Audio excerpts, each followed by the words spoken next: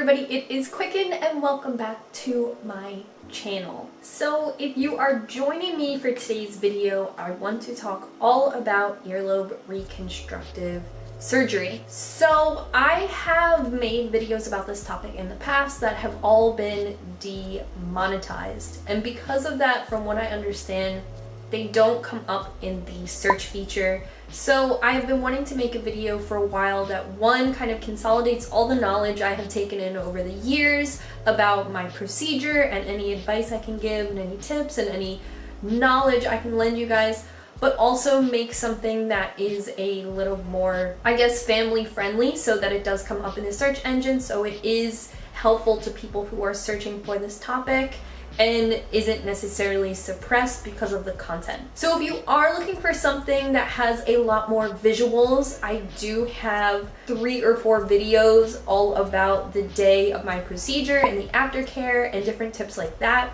You can check out those videos, I'll have them linked below. Today I want to focus more on the decision making of having your earlobes reconstructed and where to go from there, the best advice I can give you. So, making the decision, you've decided that you want to have your earlobe sewn up. So this decision is kind of hard to make and to get to, and there are a lot of different layers to it, and I think that one of the layers is, are you going to make people upset? So I think in the beginning, you started stretching your earlobes, and you probably made a bunch of people upset who told you not to do it. And now, years later, you're deciding to close that chapter and you want to get your earlobes sewn up.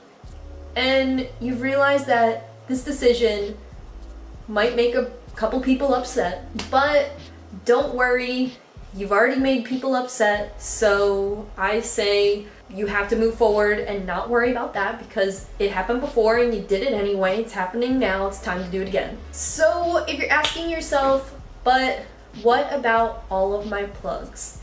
What about all of this jewelry I have collected over the years? My massive jewelry collection was definitely a big deterrent in my decision on moving forward with having my earlobes reconstructed. Thankfully though, there are a lot of second-hand exchanges for body jewelry that I think can help you in this grieving process. There's Depop and different body jewelry forums.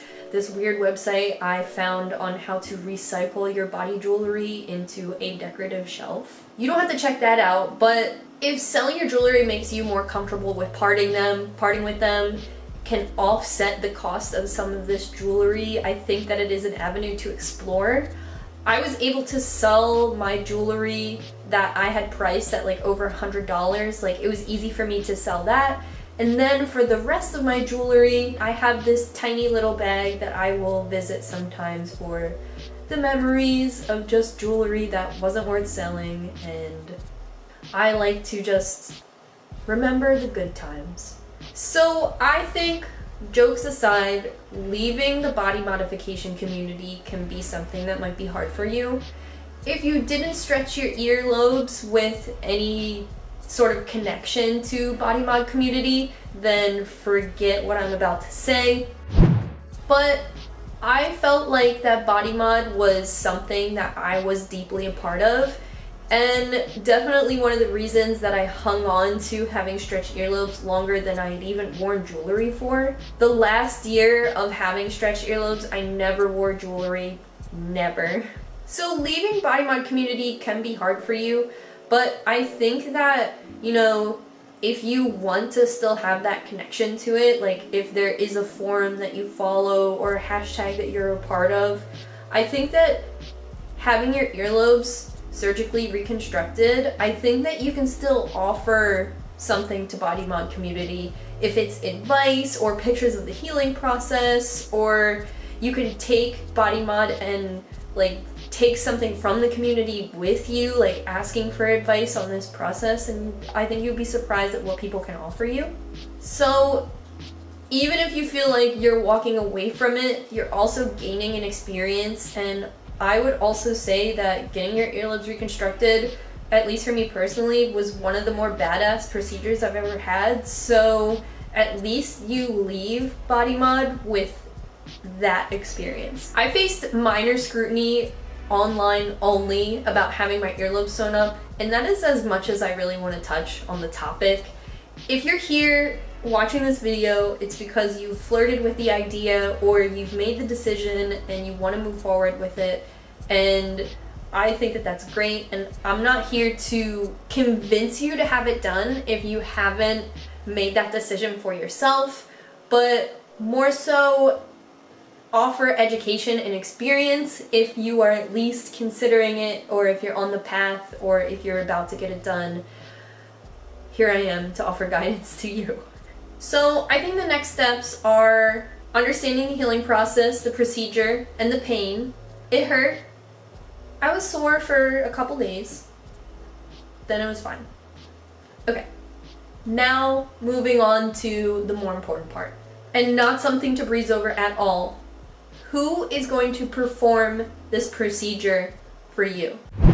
You have a couple avenues, and I'm going to explore them all with you. I think the first thing that most people will do, no matter what, naturally, is to use Google. I think this can be your best and potentially your only option, depending on where you live and your ability to travel or not. But you can search out who might potentially do your earlobe reconstruction surgery pretty easily on Google. But I feel pretty comfortable saying that using a search engine to find who is going to be doing your procedure is likely going to put you down the path of using a plastic surgeon. I believe that this is a great option, and one that is the most widely available to almost everyone as far as options go. I think no matter what town or city that you live in or near, you're going to find a plastic surgeon who can perform this procedure for you. So after checking RealSelf, a plastic surgery search engine, I found that the average cost of this procedure from a plastic surgeon varies from around $600 to $1,500, depending on where you go. This is what I found locally in Philadelphia when I looked at it. And I would assume that this cost would also include consultation, the procedure, any aftercare, removal of the stitches, any medication you might need. So I think that these prices are fair and affordable, and you can use RealSelf if you want to look it up. It's kind of just like a plastic surgery search engine that includes prices, doctors, before and after pictures, and testimonials. So I've heard mixed reviews from some of my friends who went to plastic surgeons, and they had mentioned things like the surgeons making like offhand comments about stretched earlobes and alternative culture, but I don't think that's something that would put me off too much. I think that a plastic surgeon is guaranteed to perform good work.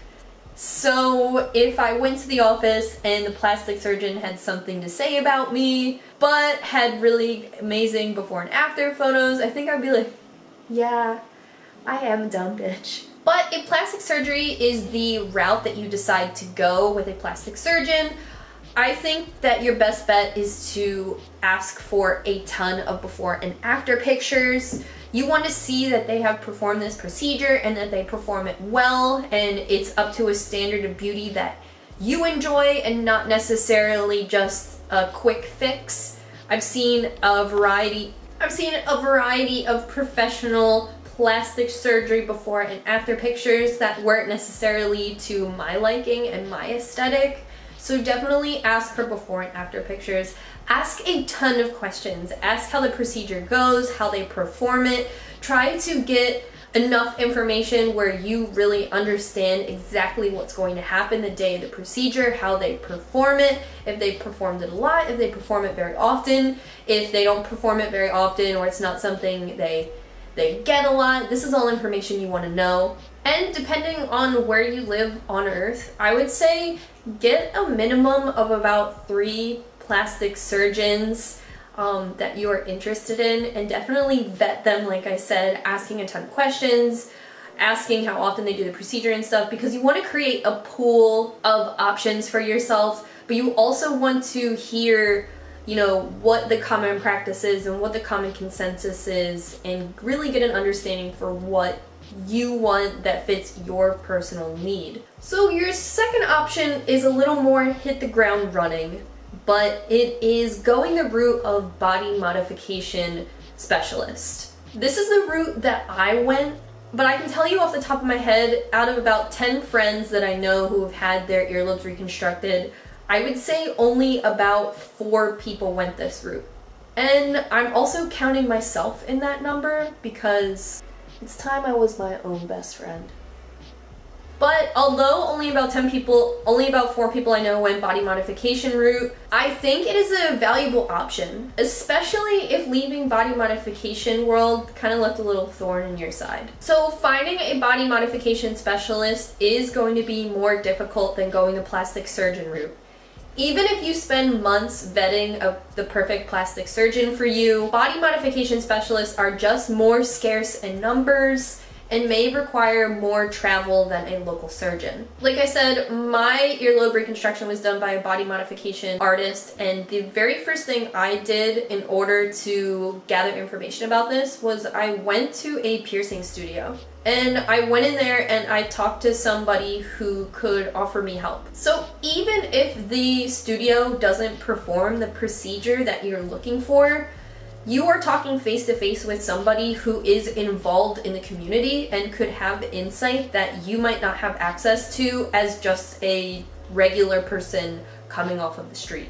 Someone you're talking to there is more likely connected to the community, especially if they can offer word of mouth advice that you might not be able to find or access online.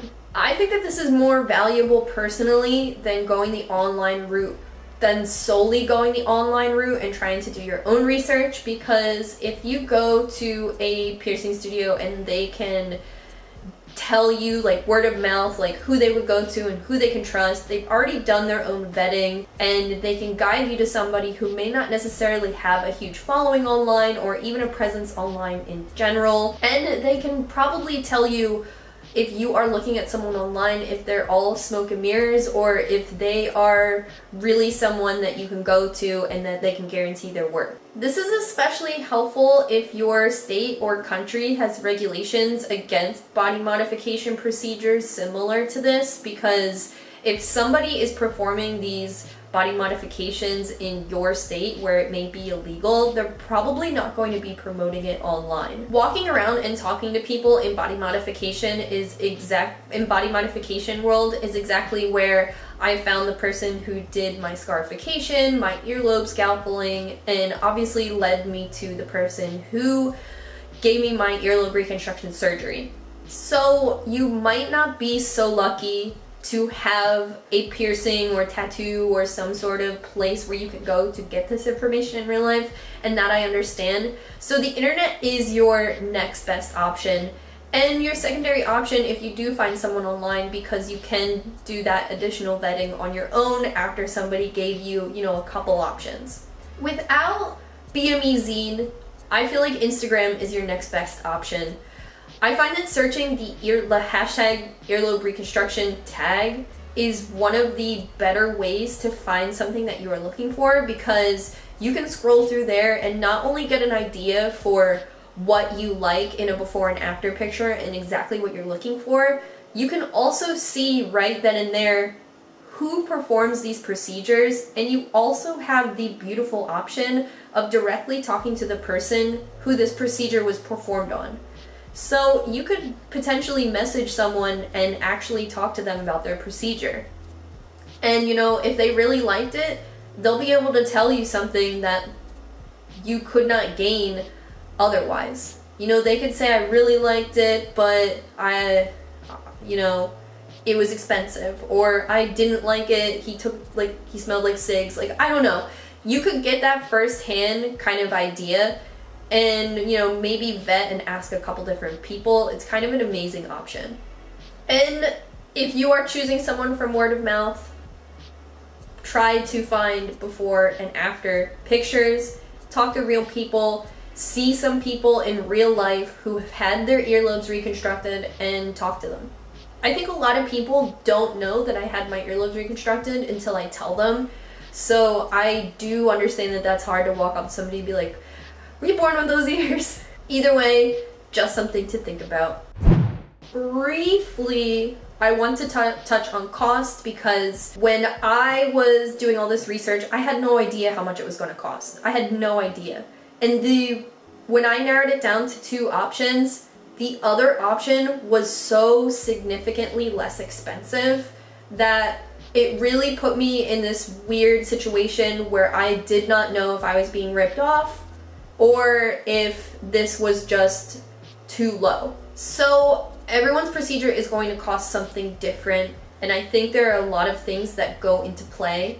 With me, my earlobes were previously scalpeled to an inch, so I feel like my costs may be a little different or exactly right.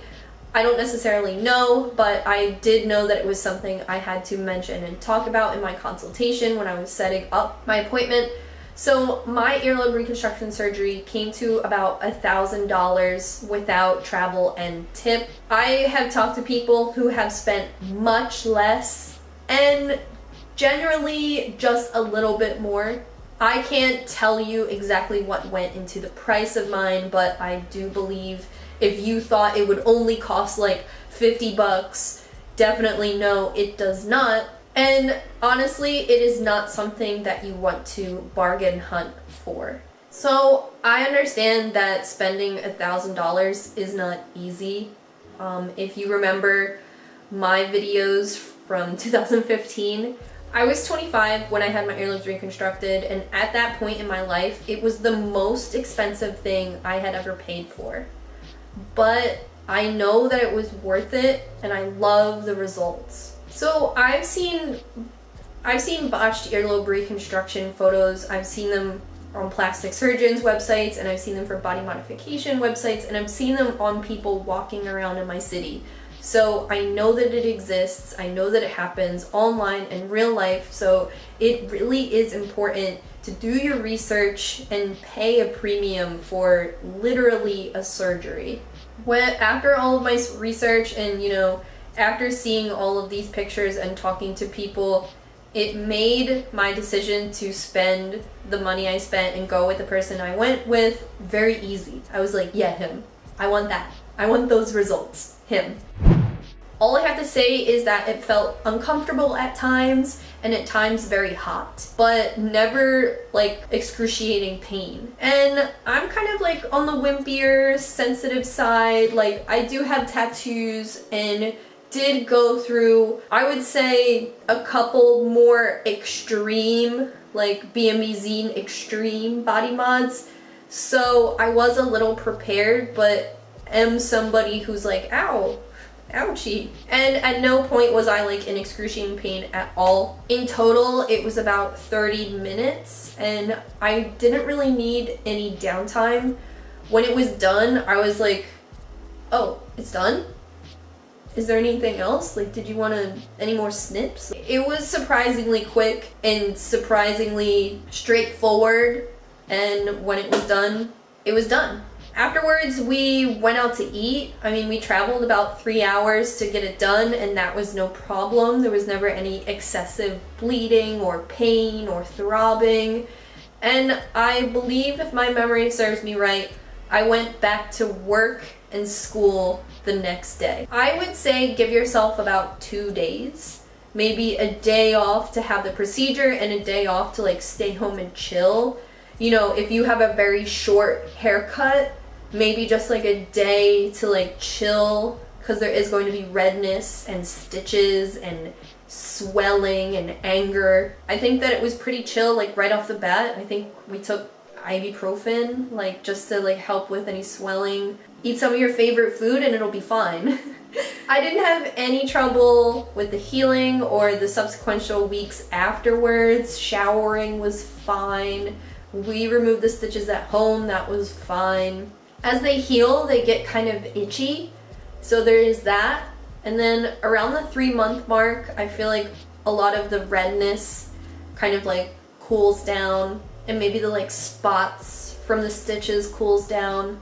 Around 6 months, I feel like you have normal ears again, and that like initial like hardness and like tenderness to the touch kind of wears away. And I would say after about a year, the scar isn't noticeable and you have a little more softness, a little more like chub. It's been about 4 years and I haven't had them re-pierced yet. My ears are a little chewed up from having second and third piercings on this ear, as well as like cartilage and other piercings. So I would say that my ears don't necessarily look brand spanking new, but they are up to my standards beautiful. My ears were pierced when I was born in the hospital, so I'd never had a chance to not have pierced ears. So I think in this time I'm just excited to have them. So kind of in conclusion, like I said, I had stopped wearing plugs about a year before I started to really look into having my earlobes reconstructed. At that point, it took about a year walking around, figuring out who I wanted to do it, online research, looking at before and after pictures, and really solidifying what I wanted done and my expectation. It took about a year of that and reaching out to people to have it done. And then when I finally decided to have it done, it was by a traveling artist. So I had to wait about a year, maybe like 9 more months to get it done. From that point, I had sent my deposit in and secured my appointment and waited the 9 months and then had the procedure done. So it was about 2 years of planning, and in that time I had time to really, decide this is what I wanted and get to a point where I could not wait and I wanted it done so badly. So I was very confident in my decision. Like, I started selling my plugs before my earlobes were even closed. That was kind of just my point of view. I think that it could happen to you randomly. You could wake up that way, or you could feel it that way for a long time. The last time I posted something about it on my Instagram, one of my friends from beauty school actually texted me and was like, hey, I've been thinking about this a lot, and could you just tell me how you had yours done? I still have so many feelings about body modification culture, and I still think a lot of my growth and a lot of my understanding of even online culture, my fashion sense, my sense of humor, my ability to process regret and things like that, I think a lot of that comes from body modification culture, and I do owe a lot of myself to be a zine. And for me, I still love all of that stuff, but I do feel like I'm more of a spectator now, and I had to stay true to myself when I had these feelings about wanting to take out my piercings and wanting to take out my plugs, and I wanted to stay true to myself and act on those feelings. But it doesn't mean that I don't still love it, and just because my hair is brown doesn't mean I don't love when people have blue hair. I just am somebody who wants to stay as in tuned with my inner dialogue and what I actually want as much as possible, because I do feel in this world and in 2018-19, we are so easily influenced that it is hard to feel and act on your authentic thoughts and feelings. So the moment I knew, I had to act on it, and that's exactly where it went from there. So I do still think that stretched ears are cool, and I do feel envious, and I will go to Infinite and just drool all over all of the new options. And it's funny, when I had my earlobes reconstructed, I feel the next year BVLA came out, or became very, very easily accessed, and it blew up and it was so big, and I was like, damn, I missed it. But it's kind of cool, and it's cool to be able to access that culture but still stay true to yourself, and that's just exactly what happened to me. Yeah, I do feel although I have a hole in my lip, I stepped out of body mod culture, but I had to stay true to myself, and that's the hardest thing to do. So thank you guys so much for listening to me and coming to check out this video. I hope it was helpful for you guys. This is a very chill community, so if you have any questions and if it's your first time here, leave a comment down below. If I don't get to answer it, somebody here will, and I would love to hear your feedback and know, how you feel about this subject. I am kind of in my own little bubble where I don't really know many people who have stretched earlobes anymore. So I would love to hear from you guys and just, you know, find out what's happening now, and if it's easier, if it's harder. Definitely let me know your experience down below. If you had stretched earlobes and you had them reconstructed, how did it go? I love you guys so much. Give this video a thumbs up, and don't forget to subscribe and hit the bell for post notifications. I love you guys so much. Bye.